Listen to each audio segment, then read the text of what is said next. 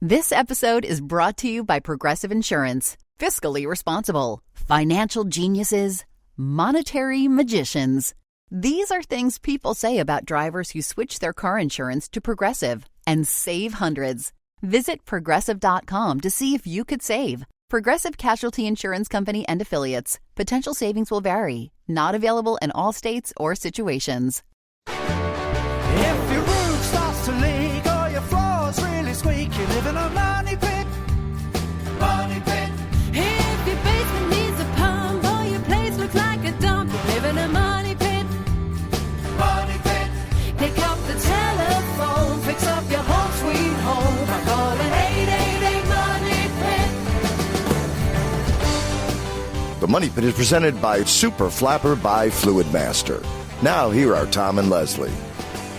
Coast to coast and floorboards to shingles, this is the Money Pit Home Improvement Show. I'm Tom Kreitler. And I'm Leslie Segretti. Happy ho-ho home improvement time. If you're working on getting your place ready for the guests that are going to be there at any minute and you have a few questions about a project you want to get done, reach out to us right now at 888-MONEY-PIT. But better yet, now's the time we start thinking about all the things we want to do in the year ahead. Maybe enjoy some of the projects we've completed and think about what we want to tackle next.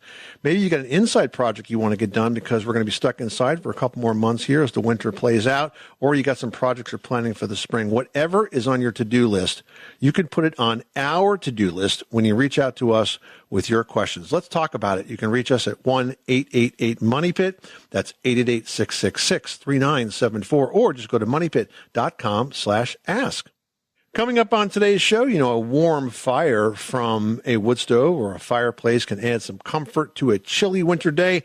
But did you guys know that not all firewood delivers the same level of heat? That's not something we usually think about, right? Wood is wood, and you light the wood on fire and it gets hot. But depending on the type of wood, you're going to get more or less heat. So we'll share some tips on how to select the best firewood for your comfort and your safety coming up. And speaking of heat, whether your furnace is shot or you're just ready for a more efficient upgrade, a new furnace should never be an impulse buy, but too often that's exactly what happens because that furnace gives out in the middle of winter and you're in a jam to kind of get something. So we're going to explain how you should be shopping for furnaces the smart way.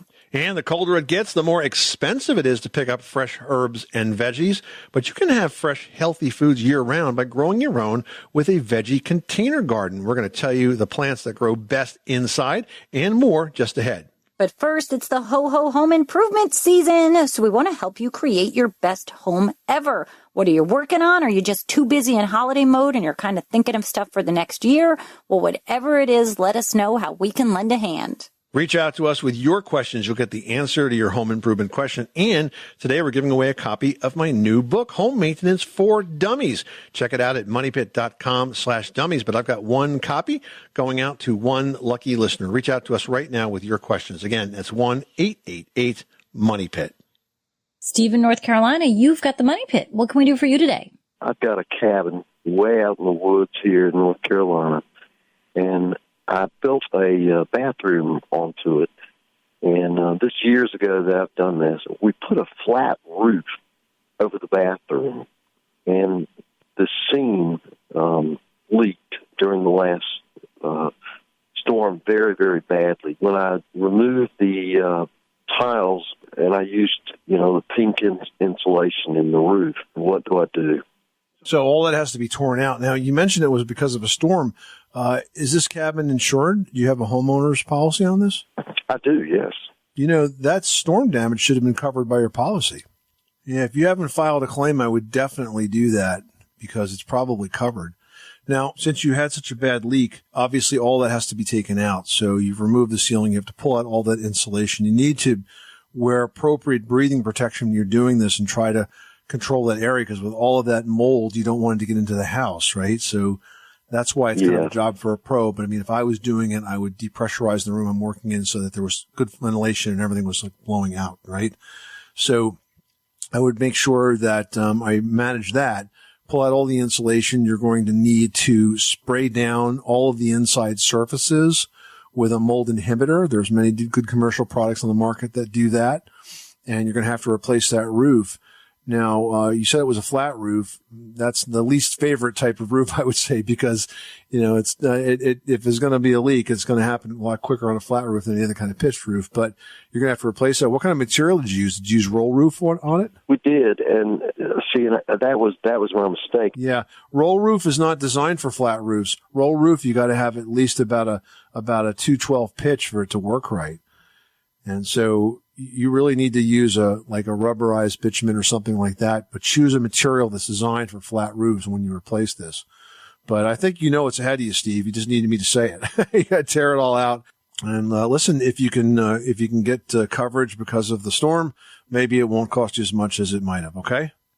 Okay. All right. Good luck with that project, Steve. Listen, and before I let you go, I wish y'all would let the trailer music play a little longer. I love your trailer music. All right.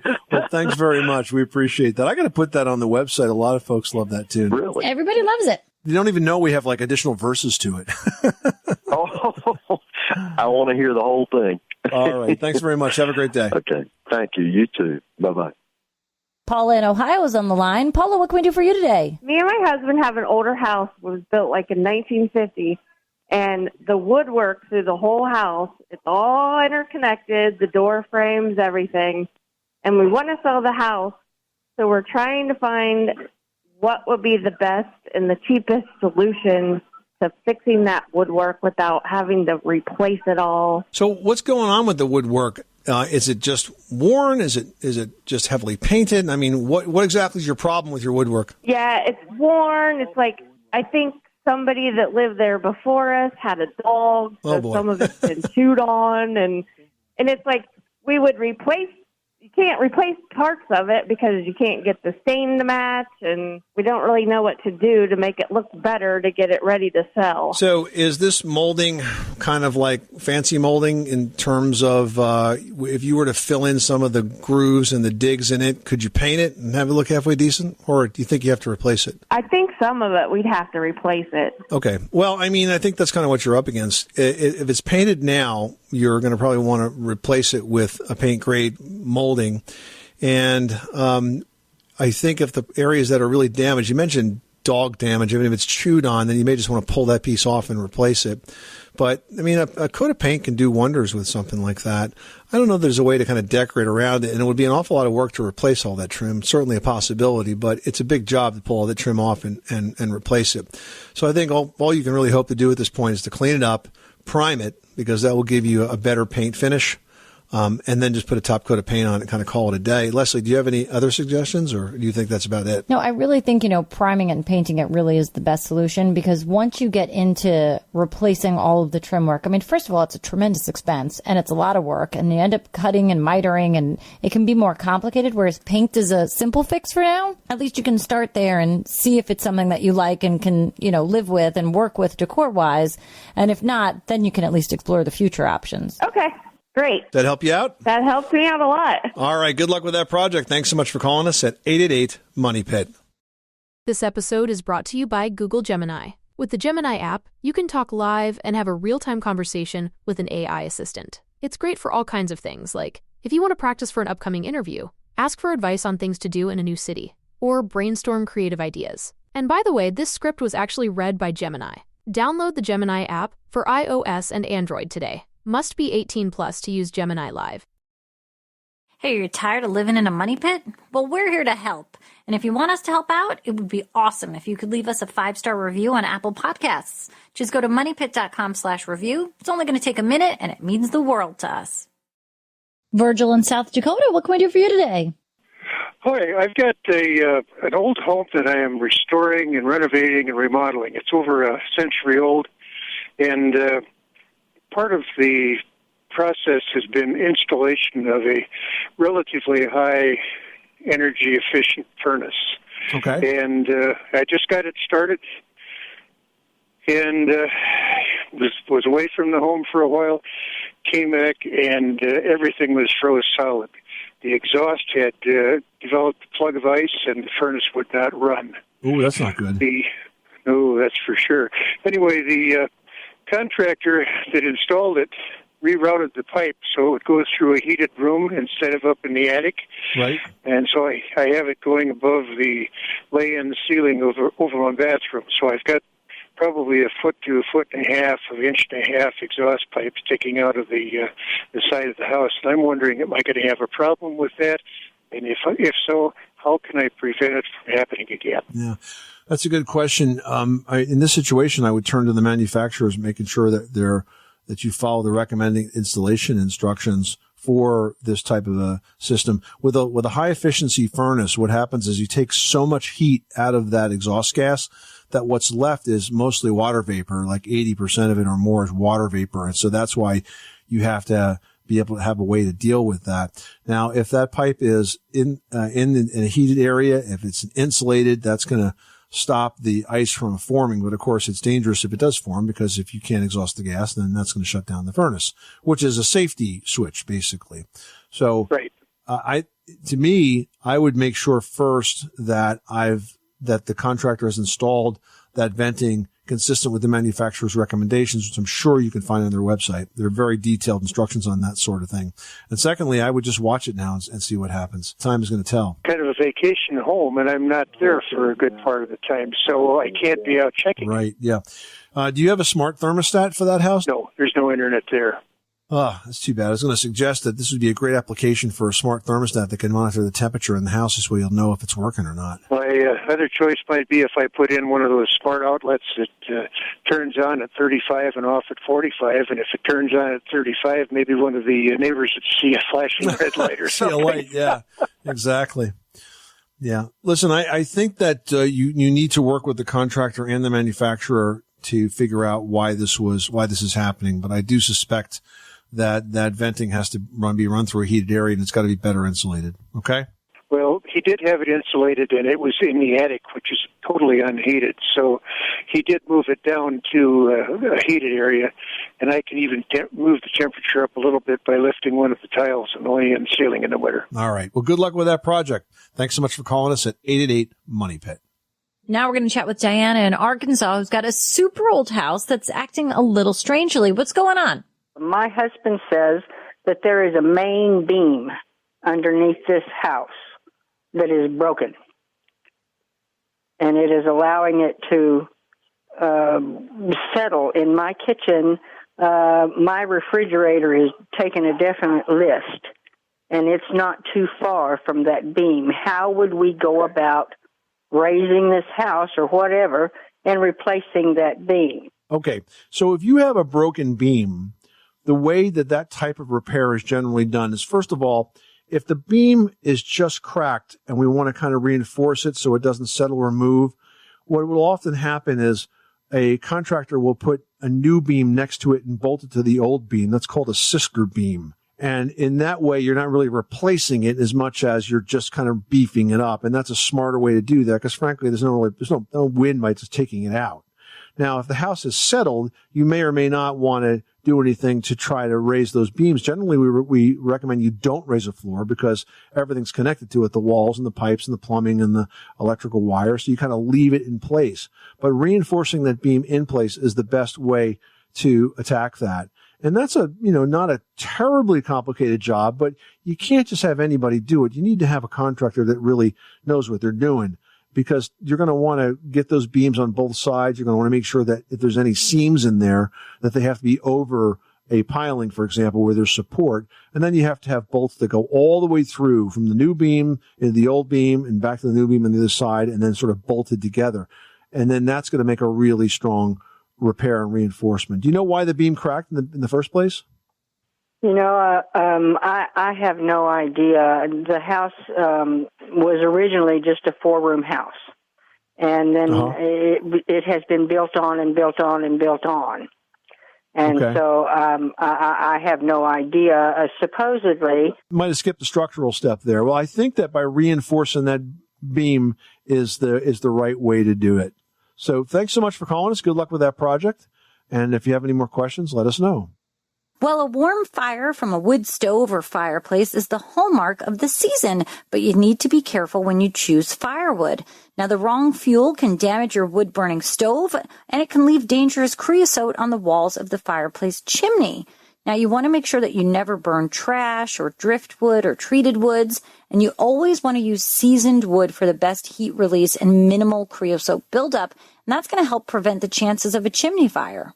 So let's talk about that. What exactly is seasoned wood? Well, freshly cut wood contains up to 45% water, whereas seasoned wood, which is wood that sat out there for a while, is only going to contain 20 to 25%. Now, the harder the wood, the better. So that's why you want to burn woods like oak or maple and not pine or fir. The harder the wood, the longer it burns, and the more heat it actually gives out. Yeah, and you also want to make sure that wood is dry. It has to have been cut at least 6 months before you use it. A year is even better. And it takes that much sun and wind to remove all of that excess moisture for free. And that's going to make that wood prime for heating. Yeah, and splitting it helps too, because the more surface area, it means more evaporation can occur. Rick in Delaware is dealing with some plumbing issues. Tell us what's happening at your money pit. Okay, I have a bathroom in the basement, and the toilet won't flush all the way. Okay. I've dealt with it before with a toilet snake, and it took care of it, but it seemed like it's probably something different now. Mm-hmm. It just spins around, and then it gurgles. So it sounds like a blockage then. This is not a problem with the flush valve or the fill valve in the toilet. That part works. It just doesn't drain. Is that correct? Right, because I filled a 5-gallon bucket, actually, and poured it down, and it still wouldn't go down. Yeah. Well, I mean, obviously, you've got to get to the bottom of it with this blockage. You said you tried a snake, but how far did that snake go down? It didn't go down, too far. I guess it's the standard snake, Yeah. And I don't want to put another snake in there, Yeah.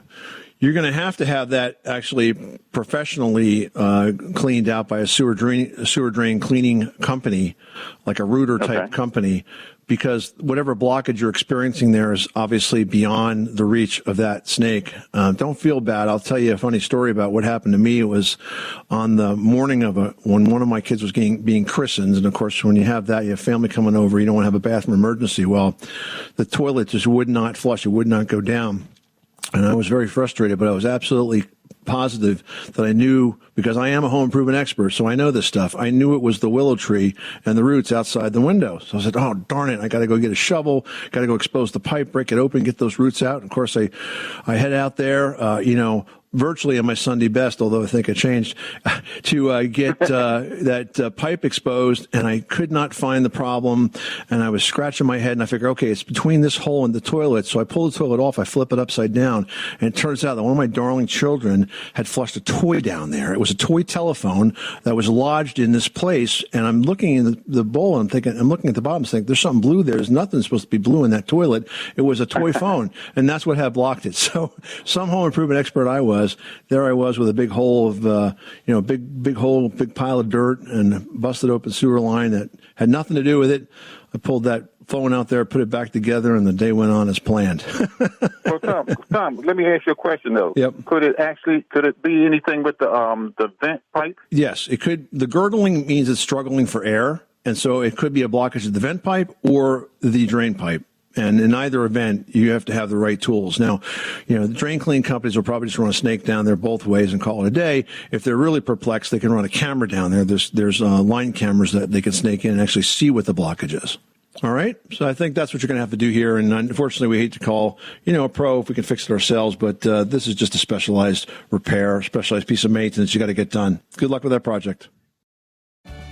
The holidays are about spending time with your loved ones and creating magical memories that will last a lifetime. So whether it's family and friends you haven't seen in a while, or those who you see all the time, share holiday magic this season with an ice-cold Coca-Cola. Copyright 2024, The Coca-Cola Company. This episode is brought to you by LifeLock. The holidays mean more travel, more shopping, more time online, and more personal info in places that could expose you to identity theft. That's why LifeLock monitors millions of data points every second. If your identity is stolen, their US-based restoration specialists will fix it, guaranteed or your money back. Get more holiday fun and less holiday worry with LifeLock. Save up to 40% your first year. Visit LifeLock.com/podcast. Terms apply. Well, it's the perfect time of year for the fireplace, so Sharon in Ohio is on the line with a question about cleaning the hearth. What's going on? I was calling to find out what's the best way to clean a fireplace hearth that's like a concrete, one concrete block. Got kind of smoky, did it? Not smoky so much. It looks like, I've only been there like less than a year, but it looks like they set their drinks there. Oh, yeah. Mm-hmm. Right. Okay, so what kind of floor do you have around this hearth? Is it hardwood or carpet or what? It's carpeted. Okay. So here's what I would do. First of all, you're going to need to get a tarp, like one of those blue vinyl tarps, and put it over that carpet up against that, because it's just going to get a little drippy. Okay. But I would use TSP. It stands for trisodium phosphate. It's a powdered cleaner, and it works really well on concrete surfaces. So you mix this up, follow the label directions, and then you're going to apply it to the concrete, and I would use like a scrub brush for that, and you want to make sure you protect your eyes because you don't want the stuff flinging off into your eyes.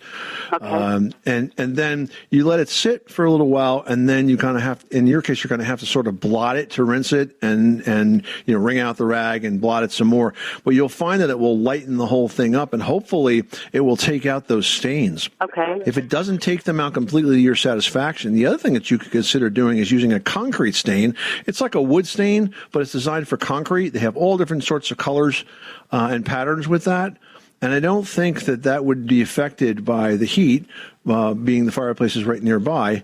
But I think you could, probably get it into a whole different color. I mean, if you like gray, you could probably use a gray stain, for example. Oh, that sounds like a better idea. Let's work. Well, try cleaning it first. It may not be that big of a deal. It might come right up. But TSP, you'll find it in the paint department at home centers and hardware stores, okay? Yeah, okay. TSP, and then what's the concrete paint called? Is there a... It's a concrete stain. It's a stain, not a paint. It's a stain. All right. It soaks in. Okay? I thank you so much. Well, I hope that helps you out, Sharon. Yeah, You're very welcome. Too. Good luck with the project. Great. Thank you. Well, now that we're in the midst of winter, having a solid, dependable heating system is critical. But if your furnace is shot, or maybe you want a more efficient upgrade, a new furnace should never be an impulse buy. But too often, that is exactly what happens, because the furnace gives out in the middle of a cold night, and you got to kind of make a decision quick. So, Tom, let's talk through some of the things that you should be thinking about so you've got a smart plan in place. First of all, is a broken furnace ever worth repairing, or is it better to replace it? It depends. I mean, some parts of a furnace are easily replaced, but if the furnace is older and has a serious defect, like a crack in its heat exchanger, replacement is always the rule. I used to find a lot of furnaces that had cracked heat exchangers, which is basically sort of the guts of the furnace, and it separates the combustion gas from the air, the forced air that's blowing around it. If there's a crack in that part, you can get combustion gas into the house air. That's why you always have to replace it. So it really depends on what's going on with the furnace. All right. Now, what if the goal is to save energy? How do you determine when it makes sense to replace just to lower those heating costs? So increased energy efficiency, I think, Leslie, it always makes a good case for buying a newer model, but you definitely want to weigh all the factors carefully. I mean, how much you spent on the old furnace, projected monthly savings on a new one, and ongoing potential repair costs. And also important to check right now are all of the different tax benefits and rebates that are available. Now, there are federal programs and there are state programs and there are local programs. Make sure you investigate, because if you buy a higher efficient furnace, you definitely could reduce the cost significantly. Now, if you do decide to buy that new furnace, what should you be looking for as a buyer? So furnace efficiency is measured by a rating system, and it's called AFUE. It stands for Annual Fuel. AFUE, yeah. It stands for Annual Fuel Utilization Efficiency, AFUE for short. The minimum AFUE in the U.S. is 80%. I want to keep saying that. It's a fun word. I like it. But the top performing furnaces are going to actually measure up to 97%. That means that only 3% of the energy escapes through the flue. So the higher the AFUE rating, the more money you'll save. We may have just coined a new term for energy efficiency. We did. Now, is furnace shopping kind of a good time to reconsider the type of system you have? Changing the type of energy that you use? I mean, that seems like a big expense unless you're going to really save a ton of money. Yeah, it is. I mean, you have to really think about when it makes sense to consider a fuel distribution change like electric to oil to gas. I mean, years ago when we only had electric resistance heat and, some pretty lousy heat pump technology, it may have made sense to make that change. But today, electric heat can be actually really efficient with the inverter technology that heat pumps have. So it's tougher to make a decision to switch off of electric. If I had oil, I'd be concerned depending on how old the oil tank is, especially if it's an underground tank. So that would definitely play in. Gas is the best for convenience and for efficiency. So think about that. Hot air to hot water. Sometimes you have systems where, there's a whole bunch of houses here in New Jersey that have hydronic heat in a slab and they're old. So what happens? Those pipes break. And then what do? How do you heat your house? Well, what they would do is they would put coils into the ducting that was also carrying the air conditioning and blow the air over it. And that was like the dumbest thing because, first of all, the air was coming out the ceiling and heat rises. So super inefficient. So when you have situations like that, then maybe it makes sense to think of a bigger repair. But generally, you don't save money when you're switching fuels. Well, with all this chilly weather, nobody likes chili tootsies. John in Wisconsin is dealing with some cold feet on a cold floor. What's going on? Hi, I have a little room off the front of my home, which is over some cinder block wall area where in a crawl space, I guess, would be properly to describe it. Okay. And there's no heat to it, and I have no way to insulate the floor, I guess. What is my options to get away from the cold floor? So do you have access to the crawl space? I'm afraid I do not. Okay, that is a bit of a challenge. And did you say that this room is not heated now? It is. It is just connecting off of my living room. It's kind of the entrance way to my living room, the front door, and then there's a little closet area there. So there's no heat except for the air transfer. Like a foyer, yeah. Okay, correct. So I'll give you two options. First of all, you really should have access to this crawl space area if there's a way that you can provide it by breaking through that block wall and putting in an access space. I could see a lot of reasons to have that. But in this case, you'd be able to insulate that space fully from below. Now, if you can't do that, another thing that you could think about doing is you could put an additional layer of insulation above that floor. There is a type of subfloor that is designed for basements, and it helps make cold basement slabs warm and comfortable. It's called dry core subfloor, and then they have a version called Subfloor Plus. Okay. The thing that's unique about this product is they have an air gap technology that keeps the subfloor part of it up off the floor underneath. Now, in your case, you're not going on top of concrete, although I'm thinking this could work as well because the Subfloor Plus has a layer of insulation under it. So this would help put not only some airspace, but also a layer of insulation between the present floor and your too cold feet as you're feeling it right now. It's not exactly how it's designed to be used, but I think it may work. As I said earlier, it's typically used on a basement floor that's very cold and you want to finish it, and it makes it nice and warm and cozy, and it stays up off the concrete surface so you don't get any dampness or moisture. That's great advice. I actually have my back door is that exact similar situation. It is on a concrete slab and it's cold also. But I will make access to that front crawl space, and it is a great idea. And I am a contractor, and I tell you what, I love your show. I get a lot of good tips from you guys. Keep up the good work. Well, thanks very much, John, and good luck with that project. Let us know how you make out. Thank you very much. Bye now. Well, if you're missing having those fresh vegetables around during these cold winter months, container gardening is a solution for growing your own produce right now. Now, if you grow houseplants, you're already doing a form of container gardening, but with the right light, the soil, and the pot type, you can grow herbs and even some veggies all year long. So for the best results, you're going to need a location with good lighting. And sometimes that's as much as 6 hours of direct sunlight a day for certain veggies. You're also going to need room for those containers that are much bigger than those of a typical houseplant. They need to be about 18 inches in diameter and about 18 inches deep. And you do need to plan for watering too. I mean, these are things you can't forget about with them. Now, if you're wondering what you can plant, there are many, many options for vegetables that will thrive in container gardens. You know, Burpee, the seed company, they even have a whole section of their website that breaks out all the veggies that will grow well in that type of space. So take advantage of resources like that and think about growing some veggies in containers. I mean, start small. Just pick one or two plants. You'll really be surprised at the results. Looking for a pickup truck to get just about anything done? Look no further.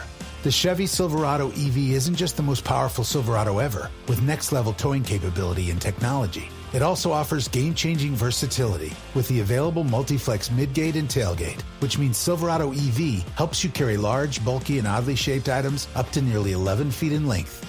Chevrolet. Together, let's drive. Visit Chevrolet.com to learn more. For over 50 years, Burlington's legacy has been great deals on coats for all weather conditions. So before you're caught unprepared for the winter weather, head to Burlington for name brands, quality items, and surprising fits for every family member. Stock up on coats, sweaters, and accessories before the cold hits, so you can finally stop avoiding the elements and start living comfortably. Warm up at your nearest Burlington location less than 1 mile away. Burlington. Deals, brands, wow. We've got George on the line who's dealing with a window issue. What's going on? This house was built, that we're living in was built in 2002. We just bought it a year ago. Okay. I've got one dual pane of glass. It is brown. The outside is bronze tinted glass, and the inside is clear, and it's E1. Right. It's ruptured, and water inside of it and everything else. Right. Yep. And then the other one, same thing, bronze tinted E1 clear glass on the inside, and it doesn't have water in it, but you can tell that it's ruptured because there's dust along the bottom. Right. We live in Henderson, Nevada, in other words, Las Vegas, where it gets hotter than heck. You're right. An area like Henderson, Nevada, in the Las Vegas area, it gets really, really hot in the summer. So you need a really good quality window that's not going to let that solar gain in and drive up your air conditioning expenses. So what you're going to want to do is simply this. You're going to want to replace that with an Energy Star rated window. Now, the reason I say Energy Star is because it's going to be thermal pane. It's going to be insulated gas. It may have argon or another insulated gas inside, and it's going to have a low emissivity coating, and that's really important because the low emissivity coating is the coating that takes the UV rays of the sun and bounces them right back outside and does not let them pass into your house. And working together, that's going to keep your house comfortable at the same time. So you do want to replace the glass. You want to make sure it's an Energy Star rated window that you put in there, and that's going to solve this. On the other window, all the windows on that side of the house, we put a bronze tint, not a bronze tint, a 35 rated tint. Well, I think you have tint on them because you're trying to achieve the same thing that the emissivity coating does for you. I don't think you need the tint necessarily to cut back on the solar gain. If you have the right glass with the right coating, you'll be good to go. George, I hope that helps you out. We got to move on. Thanks so much for calling us at 1-888-MONEY-PIT. Gabriella in Chicago wrote to Team Money Pit asking, I live in an apartment with hot water steam heat. The paint on the wall above one of the units is peeling and has dark specks that look like mold. Is that caused by the heating unit? If so, what can I do to fix it or stop it from happening? Oh my God, you live in the most humid, hot city apartment ever of life. Right, Tom? Yeah, I mean, I don't think it's mold. I really don't. What I think is happening here is that moist air is basically striking cold surfaces, and then it's condensing. And so it's leaving, usually it carries up dirt from the air with it. And when it hits those cold surfaces, it leaves streaks. So you can check this very easily. Just go up there and try to wipe it away. I think you'll find that it will go right away. In terms of the peeling paint, if the paint is peeled, it's got to be removed. You can't fix that. You got to get rid of all of the loose paint and then prime it and repaint it.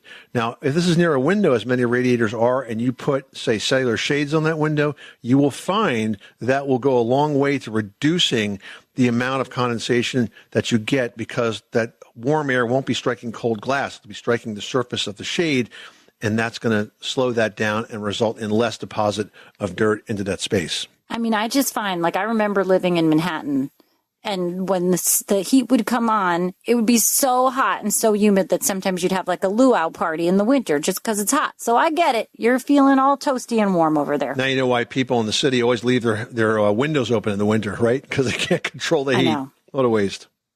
Well, it's pretty well known that poinsettia flowers, while beautiful, can be dangerous if eaten. but it turns out that other holiday flowers are actually far more toxic.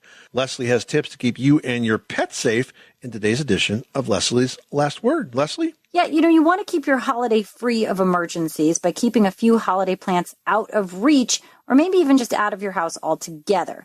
Now, holly, it's definitely very festive, and those prickly leaves can kind of be enough to keep the kids away, but you don't want to leave any room for error when it does come to the holly plant. Consuming just 1 or 2 of the holly berries can cause a pretty bad tummy ache, and eating as few as 20 can kill you. So you want to be careful with having those around for the kids and the pets. Mistletoe, that's another deceptive holiday plant. It goes hand in hand with romance for sure, but it also goes hand in hand with diarrhea and nausea and blood pressure problems. How romantic is that, you guys? Wow. And sometimes if you eat the berries of the mistletoe, you could die. So definitely not romantic there. So keep it hung high and, get a fake one if you can. Amaryllis, paperwhite narcissus, both are gorgeous and so holiday flowery, wonderful. But they can cause heart arrhythmia and convulsions if the bulb is digested. And pets are especially susceptible to these flowers, so you want to keep them far, far away from those hungry and curious animals. Now, if you do think that one of these plants was eaten, call your local poison control center. Plan to be asked the name of the plant, as well as the exact parts and the amount that was consumed. Also be prepared to provide the approximate time when it was eaten, the age of the person, the weight, the condition that they're in. This is super critical. And they're going to ask similar questions when you call animal poison control. Yes, there is a poison control for animals as well. So have all that information handy, stay calm, and listen and follow directions. This is the Money Pit Home Improvement Show on this holiday weekend. Are you guys getting ready to refresh your home with some new decor in the months ahead? But maybe you're not sure if your budget is ready to handle that hit? Well, we're going to share 5 ways you can save lots of money decorating your home sweet home on the very next edition of the Money Pit. I'm Tom Kreitler. And I'm Leslie Segretti. Remember, you can do it yourself. But you don't have to do it alone.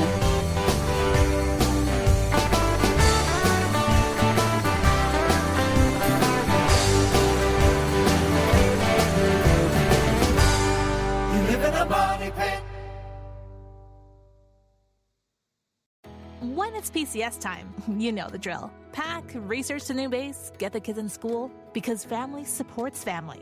At American Public University, we support military families with flexible, affordable online education that moves with you.